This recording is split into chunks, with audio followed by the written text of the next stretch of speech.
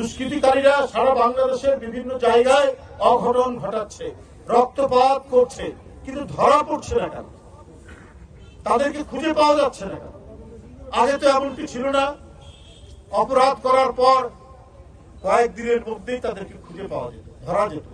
আমার বিশ্বাস এরা ধরা পড়বেই। তবে আমি পুলিশ প্রশাসনকে বলবো আরো তৎপর হোক, না হলে আপনাদের প্রতি মানুষের সন্দেহ থাকবে। আপনাদের কারণে, আপনাদের নিষ্ক্রিয়তার কারণে আজকে যদি দুষ্কৃতিকারীরা, অপরাধীরা, খুনিরা পার পেয়ে যায়, তাহলে এই সমাজে, এই দেশে অন্ধকার নেমে আসবে। একটা পরিবারের এত দুঃখজনক ঘটনা, এত বড় ট্র্যাজেডি, এটা কিভাবে বর্ণনা করব? সেই উপযুক্ত শব্দ এবং ভাষা খুঁজে পাচ্ছি।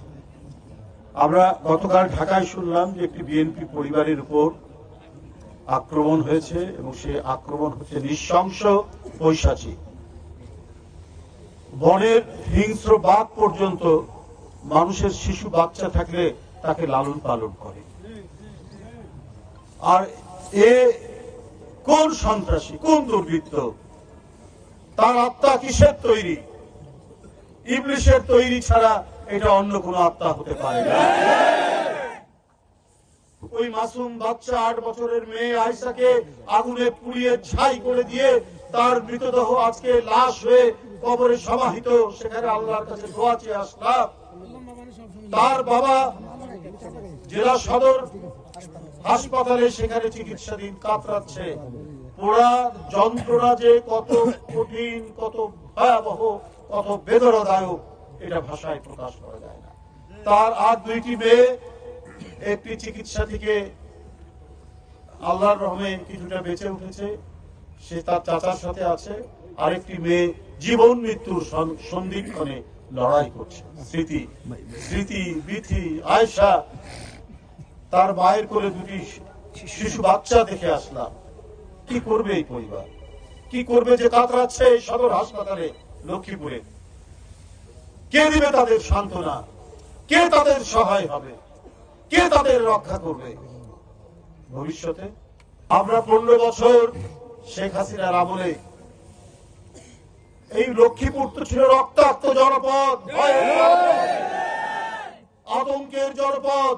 এই লক্ষ্মীপুর ছিল সমস্ত থানাগুলি, এখানে যেন মনে হতো যারা ক্ষমতাসীন তাদের মধ্যে মনুষ্যত্ব এবং মানবতা বিলুপ্ত হয়ে গেছে।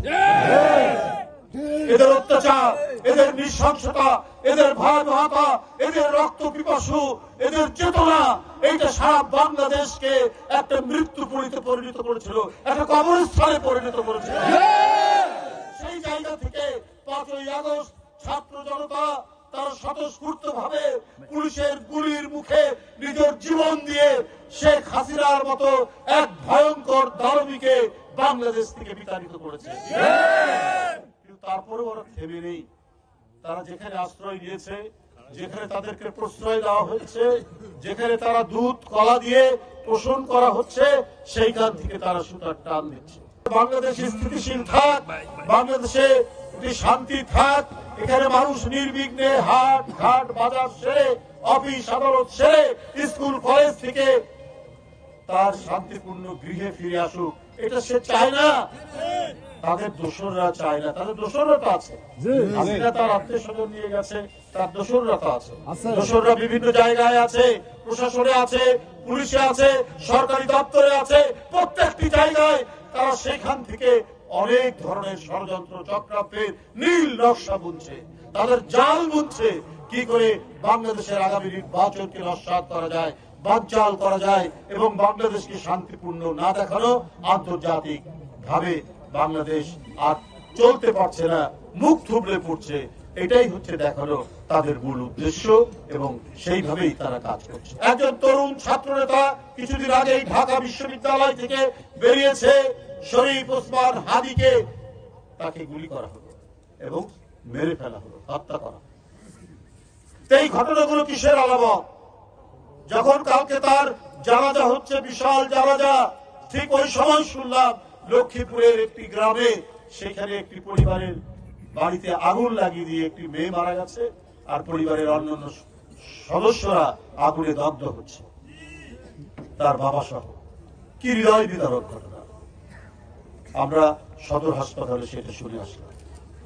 এই ভয়ঙ্কর চক্রান্ত এখানে চলছে এই জন্য তারা যে সুখে শান্তিতে বাংলাদেশ থেকে লুটপাট করেছে, সেই লুটপাট করতে তো আর পাচ্ছে না। আমরা মানুষের, অত্যাচারিত মানুষ, নিপীড়িত মানুষ, অসহায় মানুষের পাশে বাংলাদেশ জাতীয়তাবাদী দল হিমালয় পর্বতের মতো প্রাচীর হয়ে থাকবে। কোন অপরাধী, কোন দুর্বৃত্ত, কোন দুষ্কৃতিকারী, কোন অপরাধী তারা যেন আর কোন গ্রামে গ্রামে, কোন পরিবারে পরিবারে হামলা করতে না পারে, আগুন দিতে না পারে, গুলি করতে না পারে, সেটাই আমাদেরকে দেখতে হবে।